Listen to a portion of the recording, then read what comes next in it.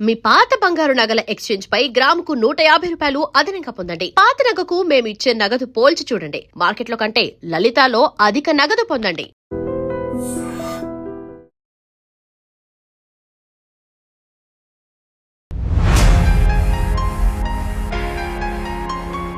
I dream media నిర్వహించే తెర వెనుక కథలు అనే కార్యక్రమానికి స్వాగతం. నా పేరు ప్రియదర్శన్.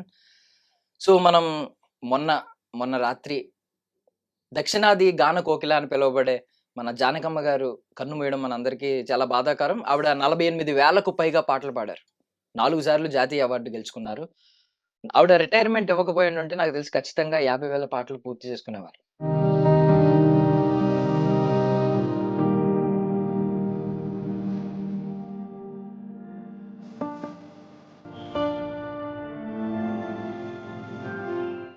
సో ఈరోజు ఆవిడ గురించి స్పెషల్గా మాట్లాడుకుందాం, డీప్గా మాట్లాడుకుందాం. నాతో పాటు డైరెక్టర్ కనగాల జయకుమార్ గారు ఉన్నారు, మాట్లాడదాం. సార్ నమస్తే. నమస్తే. బాగున్నారా సార్? అవునవును. సార్, జానకమ్మ గారి గురించి ఇప్పటికీ అంటే కొన్ని వైరల్ మూమెంట్స్ ఉన్నాయి, కాంట్రవర్షియల్ మూమెంట్స్ ఉన్నాయి ఆవిడ జీవితంలో. అవునవును. 4 సార్లు జాతీయ అవార్డు అంటే చాలా గొప్ప విషయం మన దృష్టిలో. 4 సార్లు కాదు, జాతీయ అవార్డులు, నంది అవార్డులు అయ్యి 30కి పైగా వచ్చినాయి. చాలా చాలా వచ్చాయి. ఆవిడ ఎంత ఎత్తుకు ఎదిగిందో. చాలా గమ్మత్తైన విషయం ఏంటంటే ఆవిడ ఏమి చదువుకోలేదంట. ఏమీ చదువుకోకుండా మరి అంత ఎత్తుకు ఎదిగింది. సౌత్ నైటింగేల్ అనేటటువంటి బిరుదు వచ్చింది. తర్వాత ఇళయరాజా లాంటి మంచి డైరెక్టరు ఆవిడ చేత పాడించాలనేటటువంటి నిర్ణయం తీసుకోవటం అనేది చాలా గొప్ప విషయం. ఆవిడ ఏంటంటే ఒక్కసారి వినంగానే 3 సంవత్సరాల నుంచి పాట పాడటం మొదలు పెట్టిందంట. ఆవిడ 3 ఏళ్ల నుంచి సినిమా చూసి పాట పాడేది. ఆ లిరిక్ కూడా ఒకసారి వినగానే లిరిక్ కూడా పాడేదంట. రెండోసారి వింటే మొత్తం లిరిక్ అంతా వచ్చేది. చదువుకోకపోయినా ఆ గ్రాస్పింగ్ పవర్ అనేటటువంటిది చాలా గొప్ప విషయం. అది జీన్స్ నుంచి రావాలి. అది డెఫినెట్గా గొప్ప వరం అది ఆవిడకి. అలాగే తెలుగు నేర్చుకుంది, తమిళ్, మలయాళం, కన్నడం, హిందీ చాలా భాషల్లో పాటలు పాడింది. 17 భాషల్లో పాడారని. మొత్తం అన్ని భాషల్లో పాడటం అంటే ఆ గ్రాస్పింగ్ లేకపోతే రావటం అనేటటువంటిది కష్టం. తర్వాత మనకి బాలసుబ్రహ్మణ్యం గారికి అయితే ఎన్ని స్కిల్స్ ఉన్నాయో, గొంతులో ఎన్ని రకాలు పలికించగలదో, అలాగా ఈవిడ అన్ని గొంతులు పలికించగలదు.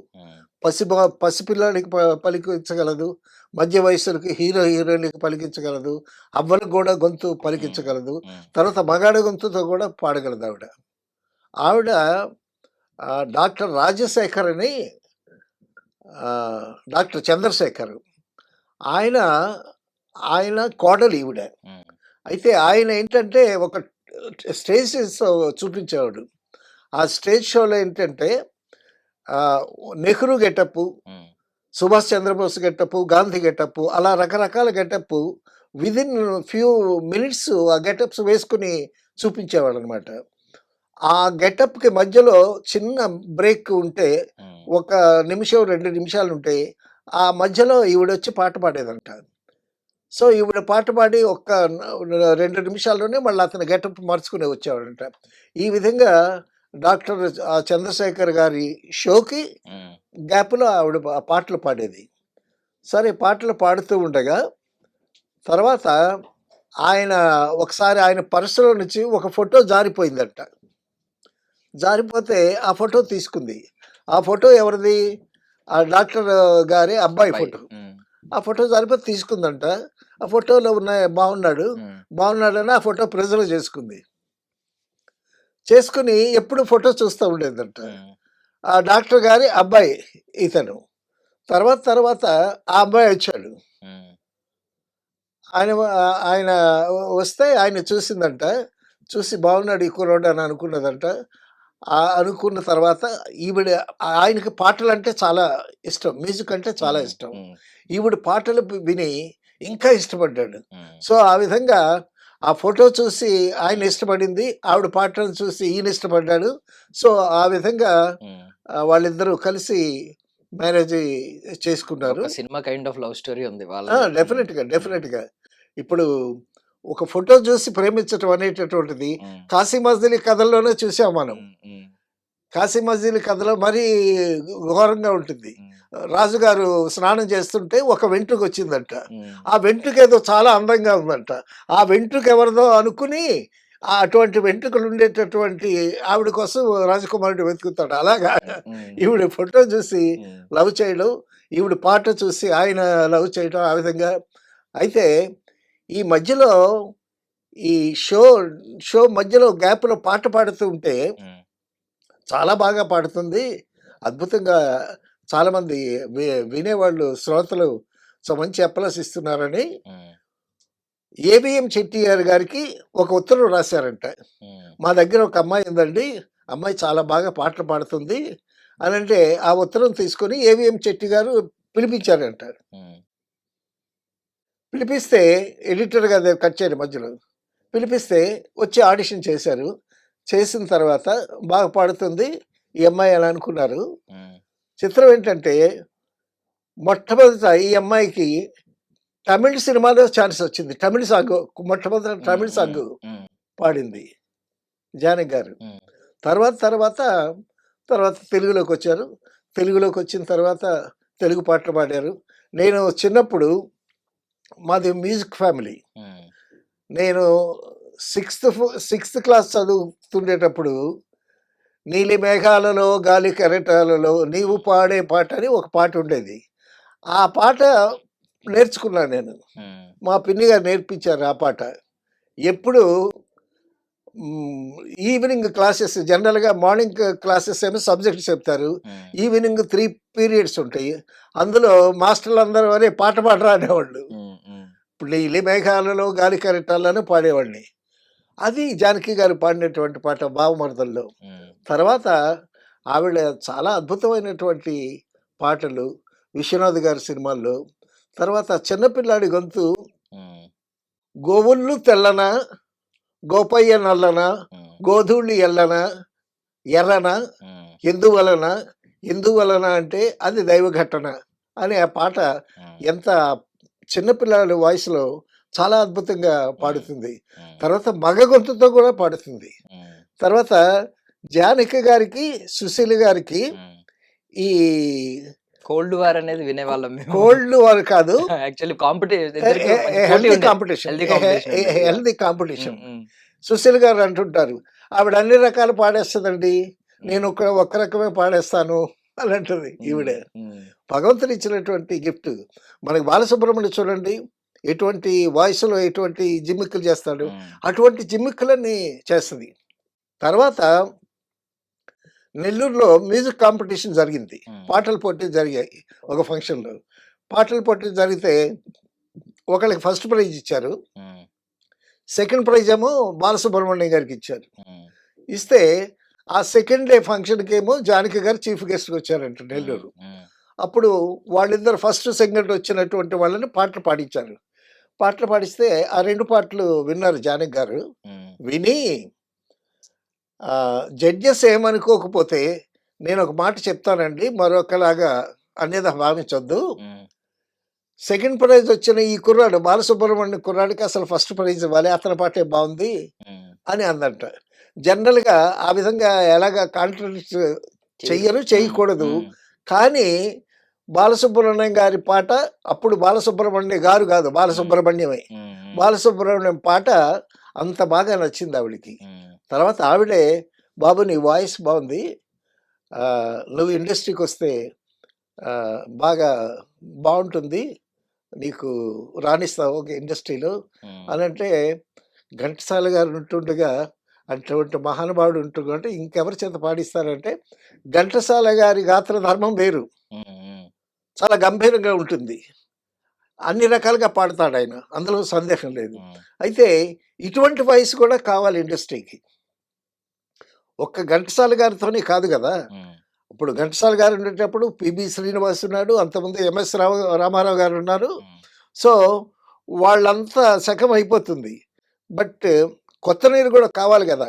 సో, ఆ విధంగా ఎంకరేజ్ చేస్తే అప్పుడు ఈయన ఉమ్, బాలసుబ్రహ్మణ్యం కావాలని ఏఎంఐ అక్కడ చదువుకుంటానని వాళ్ళ ఫాదర్ చేత మెడ్రాస్ వచ్చి ఉమ్, తర్వాత తన ప్రయత్నాలు తను చేసి తను సింగర్ అయ్యాడు. ఉమ్, సో, ఆయన్ని బాగా ఎంకరేజ్ చేసినటువంటి గొప్ప ఆహ్, ఎంకరేజ్ చేయటం కూడా చాలా మనసుండాలి. అవును అవును ఇండస్ట్రీలో తొక్కు తొక్కుడు బిళ్ళాట ఎక్కువ. అవును కొంచెం తొక్కేస్తూ ఉంటారు.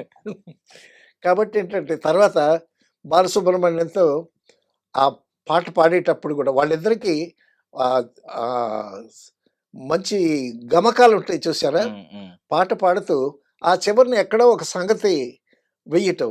ఉమ్, ఆ సంగతులన్నీ బాగా వీళ్ళిద్దరూ అనుకుని వేస్తారు. వీళ్ళిద్దరికి పోటీ. ఉమ్, ఆవిడేమంటదంటే నేను ట్రాక్ పాడతాను ముందు. ఉమ్, ఆ గమకాలన్నీ వేస్తాను. నా గమకాలు విని బాలసుబ్రహ్మణ్యుడు కౌంటర్ వేస్తాడు. ఉమ్, అయితే జనమేమనుకుంటారంటే బాలసుబ్రహ్మణ్యాన్ని చూసి నేను వేశాను అని అనుకుంటారని కూడా చెప్పుందావిడ. ఉమ్, సో, బాలసుబ్రహ్మణ్యం అంటే చాలా ప్రేమ. ఈవిడకి కూడా ఒక ఫంక్షన్‌లో అయితే ఆవిడ భుజం మీద వాలి ఉమ్, ఆ! చాలా చక్కని అనుబంధం. సో, ఒక సాటి గాయకుడిని అలాగ ఆదరించడం అనేటటువంటిది చాలా గొప్ప విషయం. ఉమ్, yeah.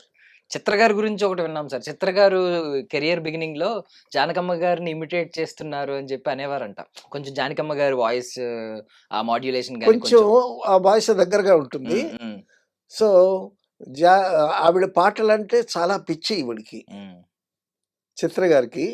సో, జనరల్‌గా ఏంటంటే, మనం ఘంటసాల గారి పాట పాడుతూ ఉంటే, ఉమ్, పాడుతూ ఉంటుండగా మనకు తెలియకుండా ఆ ఘంటసాల గారి ఆ స్టైల్ దిగిపోద్ది. ఉమ్, అలాగే జానకమ్మ గారి పాటలు పాడేటప్పుడు సో, డెఫినిట్‌గా ఇమిటేషన్ ఉంటుంది. ఉమ్, ఉమ్. ప్రేమ వల్ల ఆ అడ్మిరేషన్ వల్ల అభిమానం వల్ల ఉమ్, ఉమ్, మనకు తెలియకుండా ఆ సంగతులు పట్టడం అని గాని, ఉమ్, వాయిస్ కూడా అలా రావటం అని గాని, ఉమ్, మీరు గమనించారో లేదో రాజేశ్వరరావు గురించి మాట్లాడుతూ బాలసుబ్రహ్మణ్యం గారు ఉమ్, పీల వాయిస్ పెట్టి రాజేశ్వరరావు గారి వాయిస్ ఇమిటేట్ చేస్తారు. ఉమ్, సో, అది ఆ పాట పాడేటప్పుడు అనుకోకుండా ఇమిటేషన్ కొంత వస్తుంది. ఉమ్, తర్వాత, తర్వాత మ్యూజిక్ డైరెక్టర్స్ చెప్తారు. ఉమ్, మా జానకి గారున్నారు.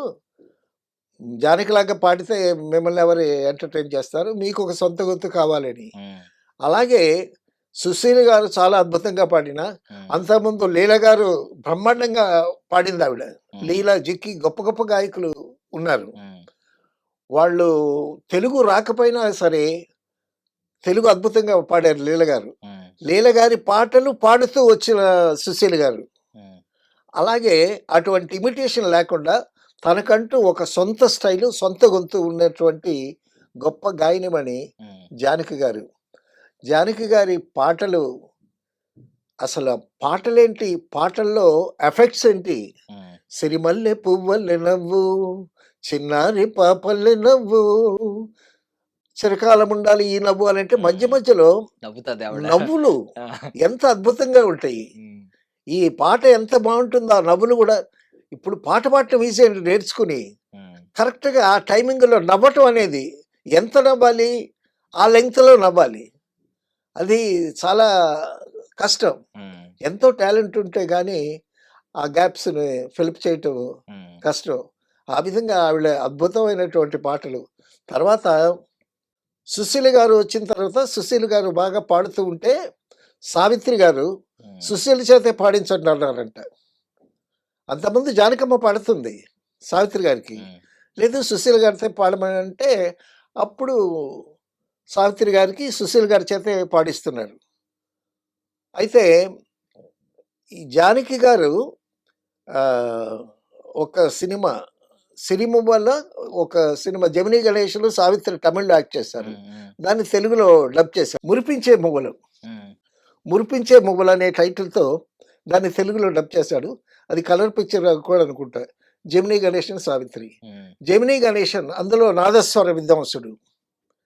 సో, ఈవిడ పాడుతూ ఉంటే నాదస్వరం ఫాలో అవుతుంటుంది. ఉమ్, తర్వాత నాదస్వరం వస్తే ఈవిడ పాడుతా ఉంటుంది. ఉమ్, 'నీ లీల పాడెద దేవా' అని చాలా అద్భుతమైనటువంటి పాట ఇప్పటికీ వినిపిస్తుంది ఆ పాట.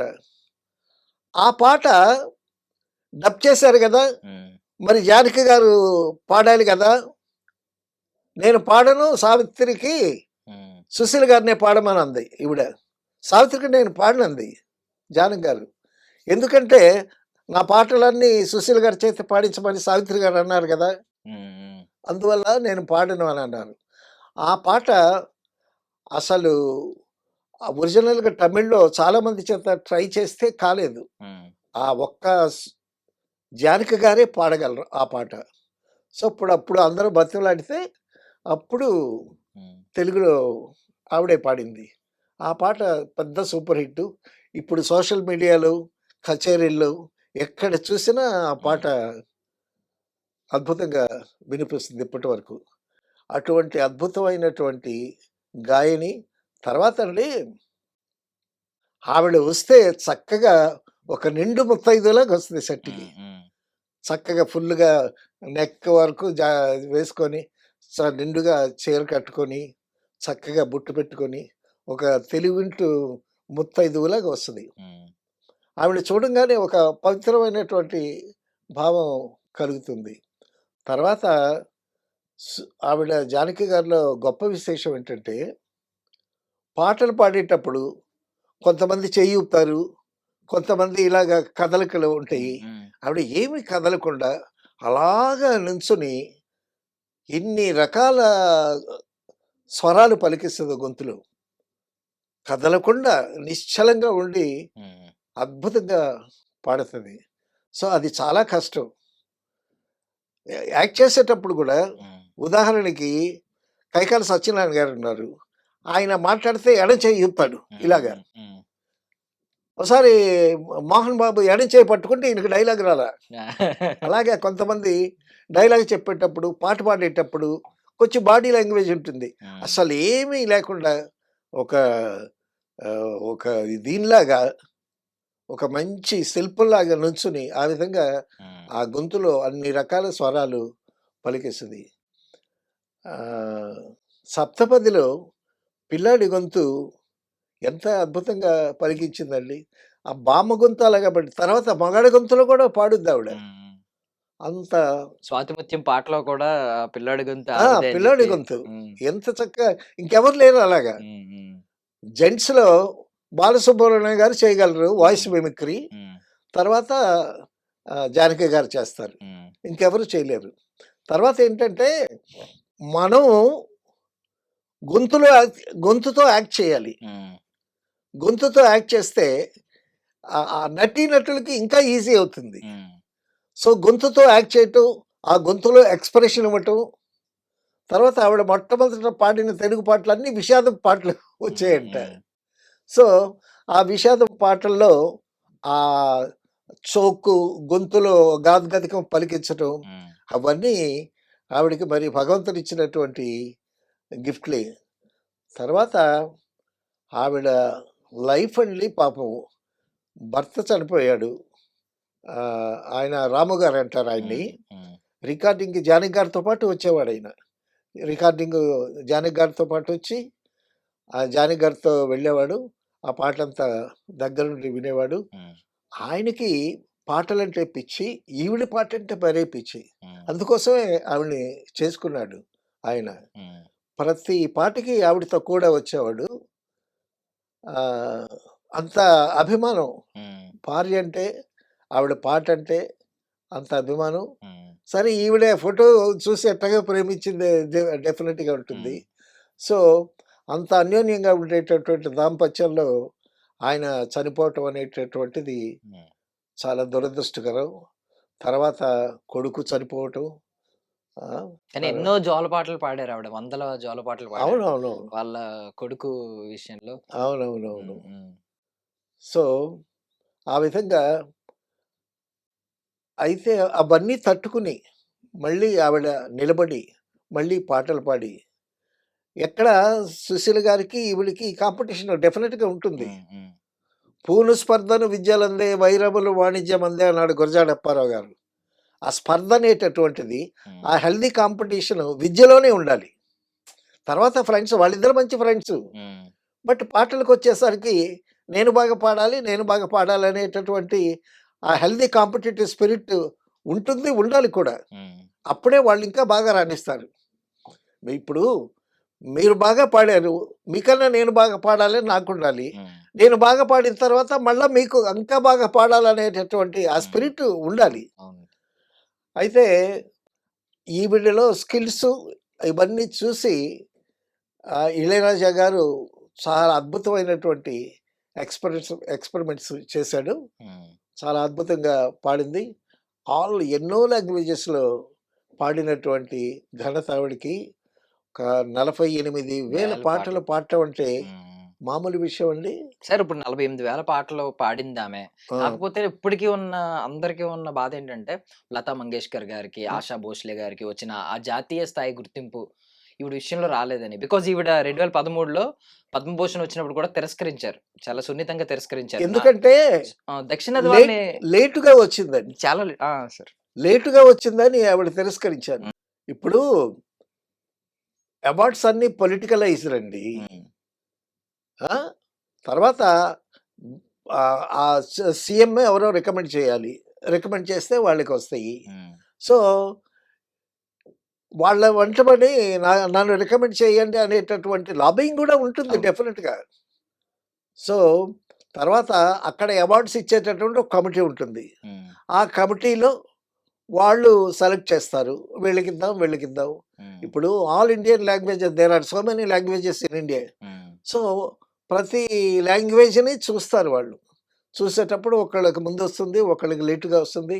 ఒకళ్ళకి కావాలనే ముందుగా ఇస్తారు. హ్మ్. మరొకళ్ళకి కావాలని లేట్‌గా ఇస్తారు. హ్మ్. సో, ఆ విధంగా బాలసుబ్రహ్మణ్యం గారికి ఆహ్, తెలుగు వల్ల రాలా ఆయనకి. అవును. తమిళ్ వల్లొచ్చింది. హ్మ్.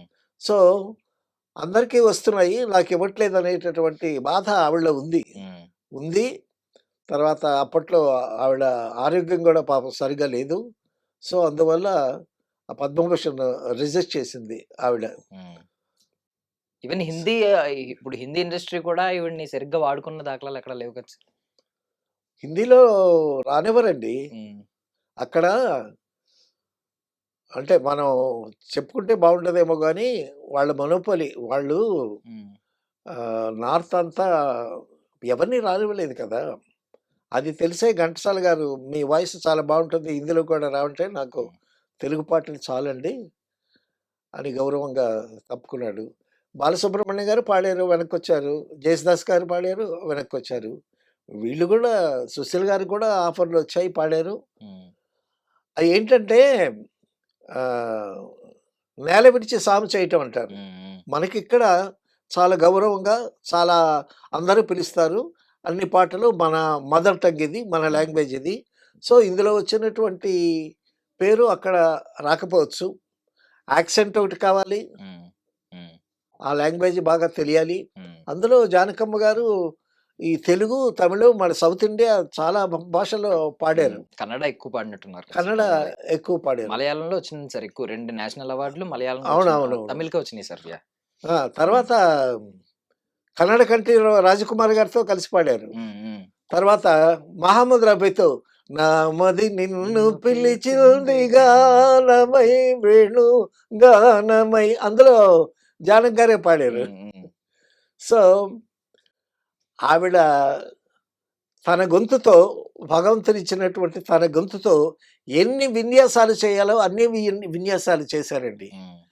ఆ విన్యాసాలన్నీ ఎక్కువ విశ్వనాథ్ గారి సినిమాల్లో కనిపిస్తాయి. హ్మ్.